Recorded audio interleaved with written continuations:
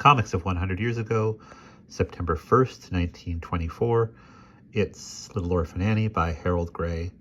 Annie, with her shoes on, sits on a great big couch with her hands behind her head, saying, "I sure have it soft here. I suppose I'm a little pig not to appreciate it more."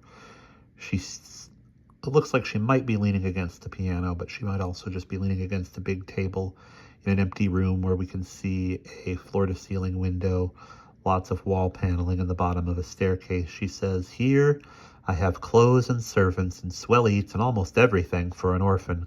I'm getting a pretty good break." She walks down a hall that has curtains hanging in it. She says, "But gee, I'd trade it all for one honest-to-goodness mother. I wouldn't care how poor she was. All I'd want would be her love. I'm going to pretend Mrs. Warbucks is my mother." Mrs. Warbucks is reading a book with her long necklace, and she's wearing a dress with shoulder straps that is very low cut.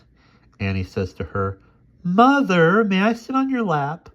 Mrs. Warbucks says, "The idea! How absurd! You'd ruin my gown, and besides, we're no relation, and don't call me mother. Think how embarrassing it could be if guests were present."